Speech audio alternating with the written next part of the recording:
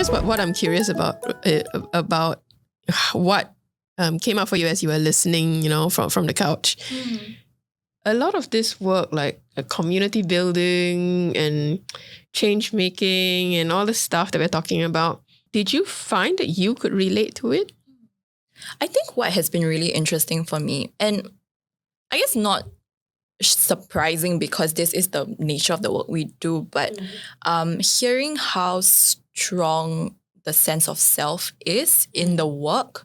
I think when you think about community building, you always, or like for me, someone who's quite new to the sector, I would naturally think, okay, community building, yeah, community, others, interpersonal relationships, groups.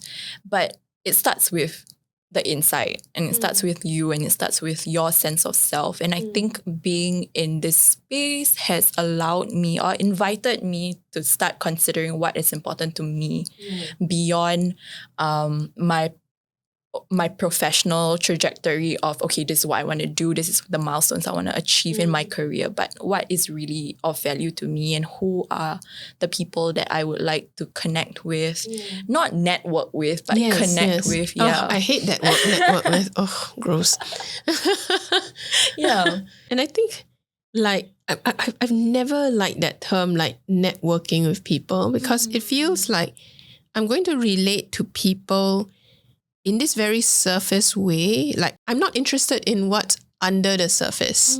I don't want to get under the skin. Yeah. Like I just want the name card version of you, and I'm done with that. And please do not show anything beyond your name card to me. Like, I'm going to freeze up and reject you. Yeah, like the LinkedIn version of me. Yes. This is it. Yes, like, talk to me if it's about business opportunities, and let's talk about crypto.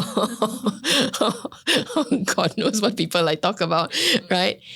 But yeah, but it's such a different disposition to, I want to relate to people as people. Yeah. Not as name cards. Yeah. Oh, good Lord. Relating to people as name cards. Oh, that's the worst. Yeah, and I think it's so hard because we are in this habit, in this culture to when someone meets you for the first time in a party, they're like, hi, what do you do? Yeah. Yeah. And in that moment, you make a choice. Like, do I just give them the name card answer? And what if I don't like my name card? Yeah. Right? Versus like, what do you... Yeah. Yeah, it's like, what an annoying question. Yeah. What do you do? Or what do you do for work? Yeah. Where do you work? Where do you work? It's like a competition. So how would you prefer to answer that question in your ideal world? Like, if someone met you and said like, hey, so Azrin, huh? Like, so what do you do? I'm doing my best.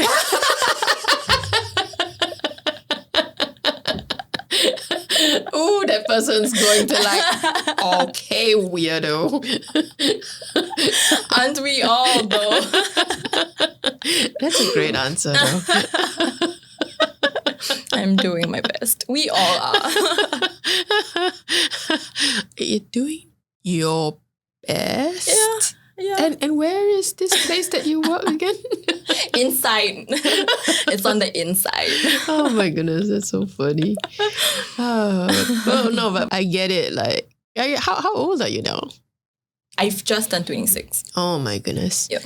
No. So just hearing you, it reminds me of how when I was 25 and I started School of Thought, right, with friends, and back then, like, I knew that this was not exactly a tuition center because, it's going to be about, let's help young people think about why they're so uncertain in themselves and indifferent about what's going on out there. But you don't have the words to describe what is it that you do for work. It's too many words. Yeah. And then when people ask you, what do? You can't give them this paragraph because they'll be so annoyed with you. So, honest to God, right? My standard answer as a 20-something for the longest time was, I'm something like a tuition teacher, but not exactly. Like, I I remember it word for word. Yeah, that's what I memorized. Like, I'm something like a tuition center, but not exactly. Or when people ask, like, what is school of thought? I'll say it's something like a tuition center, but not exactly. And then if they were interested, they'll ask, what do you mean? If they're not interested, they'll either be like, okay, time to walk away. Yeah.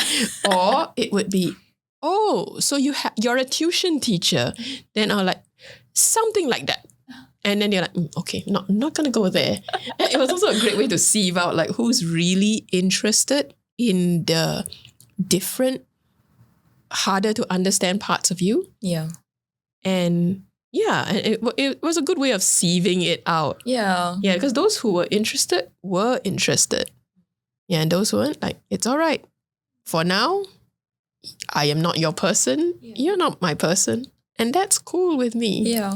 Yeah.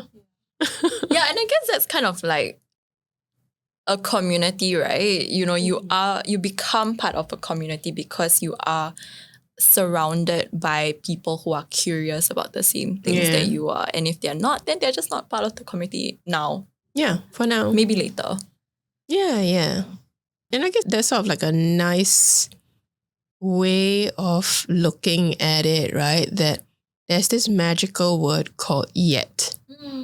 You know, because the person that you meet right now in a networking party that annoys you to bits, you never really know what that person goes through. And you might meet them like 5 years down the road and they would be a completely different person. Yeah. Yeah, because things happen to people. Yeah, I definitely resonate with that. You know, sometimes you know that you are a little bit more interesting or like a little bit more unique or complex, but how much is too much to give somebody else? You know? Yeah. Especially when it's someone new, especially when it's acquaintance or a stranger. You know, how much do I let you see me? Right. Yeah. Well, you know, as I'm listening to that, because you started off by saying like, you know, what's a fun fact? You know, and then you're going like, screw your fun fact. Like, what's my deep and complex fact, right? and it also makes me think about how like maybe we don't see that the fun light facts are also deep and complex in its own way. Like, I'm going to ask you a question that's been one of my favorites, right? Which brings up fun facts in people that like, ooh, I didn't see that coming. I'm going to ask it to you and you can answer this live. Oh gosh.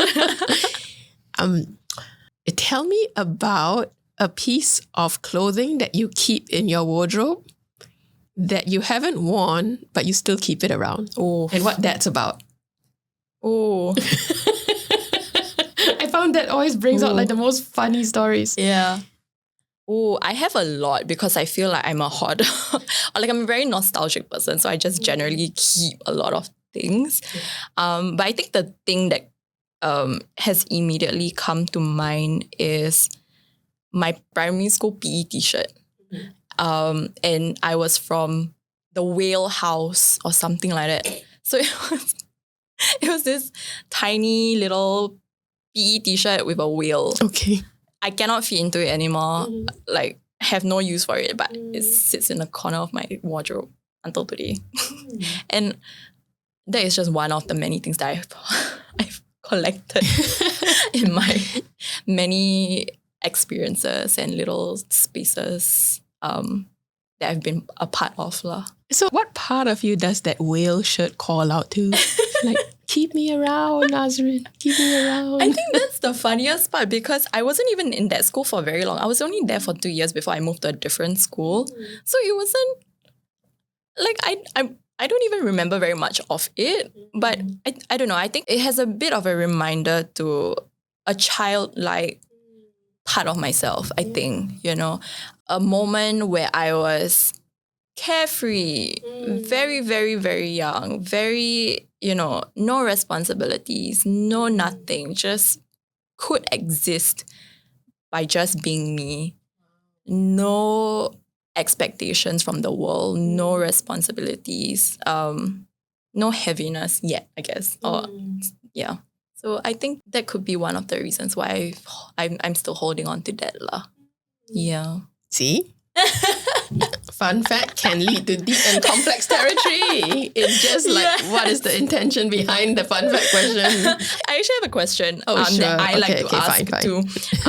I'll put myself in a hot seat now. Yeah. Okay, it's a little bit silly, but I like to ask friends, Right. if you could be an ice cream flavor, if your aura was an ice cream flavor, My aura. what flavor would it be? Oh, wow. Wow, this is difficult because I'm thinking of what I like to eat. Oh, if my aura was an ice cream flavor, this is like so unimaginative. See, I'm judging myself. But I just think of chocolate chip. Yeah, some kind of chocolate chippy thing. Yeah. And I guess I pick it because I like chocolate. But maybe what draws me to chocolate? Chocolate is the richness of it. Yeah. Yeah, the like richness, sweetness, easy to like. Yeah, I would agree. A bit dark. And because there's chips in it, it's like, it's got a little bit of a thing. Like a spunk. Like a spunk. It's not like a straight up chocolate. It's not like totally smooth. Yeah. See? Fun fact can lead to deep territory. Exactly. I love asking this question because I get so many funny reactions to it. So there's one person who reacted to it in I need guidelines here. What does this flavor mean? What does give me a perimeter to work with? I guess the whole idea of the analogy sometimes makes very, very complex and difficult things a little bit easier to understand. Yeah. No, it's actually an underrated strategy. Yeah. Right? It's an underrated strategy of like, because not everyone's ready to go deep and not everyone's comfortable with going deep. But like learning to ask the fun, light, provocative question. Yeah. And learning to see the richness that reveals in a person. Sometimes that's the safest way to help people go deep, is to ask that lovely, light, weird question. Yeah. I mean, we actually do that in training. Like sometimes in a training room, one of my favorite activities, because like sometimes in training we go really deep and people get all like, whoa, and thinking about your past. And I'll be like, okay, let's lighten things up, and I'm gonna get you guys in touch with your intuition, right? And I tell them to like, so you sort of like suspend all of your logic, and I'm gonna throw you a whole bunch of ridiculous questions right now, and I want you to look at your partner, and whatever mental image comes up, one of your instinct is going to speak to you that one of these questions is the one that you must ask them. And oh man, like, so I asked all kinds of ridiculous questions like, if your friend was a color, what color would they be? If your friend was a movie star, what movie star would they be? And it's like a barrage of weird, light-hearted questions, but things will come to you. And this is like about how you see the other person. I mean, those same questions could be posed as how do you see yourself? And like, if you don't overthink it, you don't like try and use your logic and rationale and don't try to go deep. Sometimes surprisingly, lightness can call out a part of you that you didn't know existed. Yeah. Yeah, I still remember like when I was on the receiving end of this same exercise, right? And like the partner that I had shared with me like, when the trainer said like, what animal will your friend be? Like she said, like, oh, I saw you as this like big mountain tortoise. So I'm like walking through a very beautiful garden with lotus flowers. And I'm like, wow, that's such a vivid image. I don't even know where that came from, but it's weird. There's a part of me that, I can feel I see that. Like I want to be like this majestic mountain turtle. Right, walking in a beautiful garden. And it's just funny because it's not that the images are right or wrong, but there's something about these pictures or metaphors that invite you to explore like the terrain of who you are. Yeah. Yeah. And I think one of the things that I would really love to do in general as well as in this podcast is like learn to like figure out what are some really great questions to ask people so that different parts of them can be allowed to be put on the table. Yeah. Yeah. Yeah.